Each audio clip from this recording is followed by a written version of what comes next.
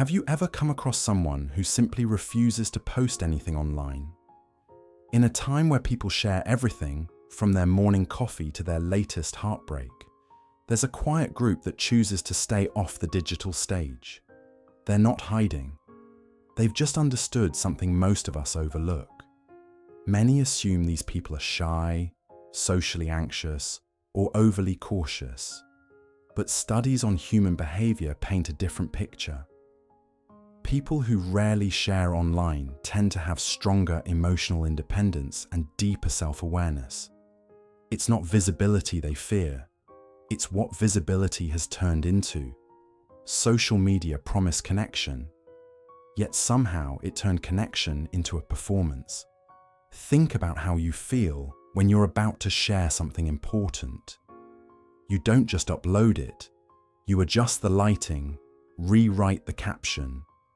Imagine how people will respond. By the time you hit post, the moment has already passed through a mental filter of, how will this look to others? The experience stops being yours.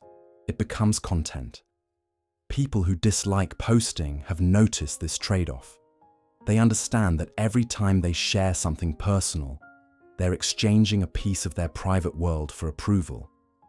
Psychologists call this psychological ownership, the sense that something belongs entirely to you. Once you make it public, that sense fades. Your excitement becomes a topic for other people's opinions. Your sadness becomes material for someone else's curiosity. Here's the interesting part. Most people who step back from posting weren't always this way. They were active before. They shared, interacted, joined the noise. Then something changed. Maybe they got tired of constantly presenting their life like a curated exhibit. Maybe they realized they were experiencing memories through a screen instead of living them fully.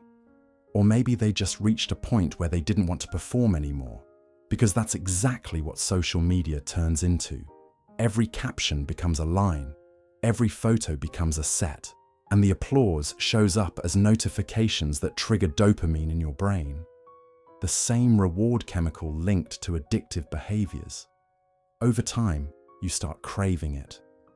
You begin valuing moments based on how post-worthy they are, instead of how meaningful they feel to you. People who step away have broken that loop. They've built what psychologists call a strong internal locus of control. Their confidence and self-worth come from within, not from external reactions. They don't need an audience to approve their happiness. Feeling happy is enough. But stepping back isn't always peaceful.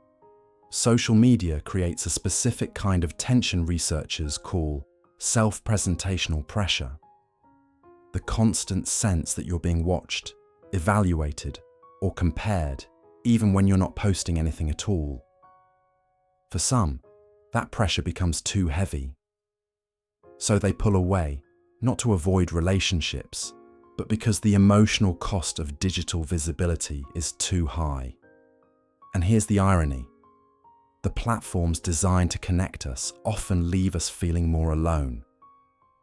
When you stop posting, you begin to see who reaches out without needing a status update to remind them you exist. You learn which connections are genuine and which were just part of the endless cycle of scrolling and reacting.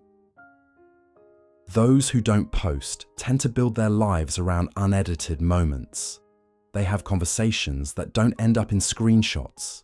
They feel joy that doesn't require an audience. They understand that not every meaningful moment needs to be documented.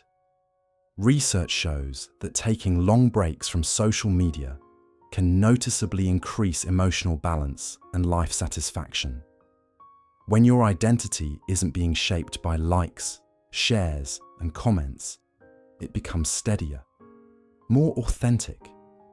You stop trimming your life down to digestible clips for others. You start living the full, messy, beautiful version that exists off camera. This choice doesn't mean they dislike people or technology.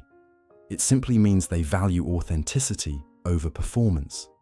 They believe some parts of life are worth protecting from algorithms and opinions. Because once something becomes public, it shifts. It becomes open to interpretation, judgment, and the endless scroll. In a world full of noise, their silence feels almost spiritual. While everyone else competes for attention, they turn inward, reconnecting with thoughts that aren't influenced by an audience. They're not unseen. They're just not willing to shrink their existence down to highlights and captions. What they've realized is powerful. Privacy isn't loneliness. Quiet isn't emptiness. And being off the radar doesn't mean being irrelevant. Sometimes the realest way to live is quietly, completely, without needing the world to witness it. That's not disappearing. That's being present. If this resonated with you, drop a comment and share your experience. And don't forget to like and subscribe, because here, we break down the psychology behind how your mind truly works. See you in the next one.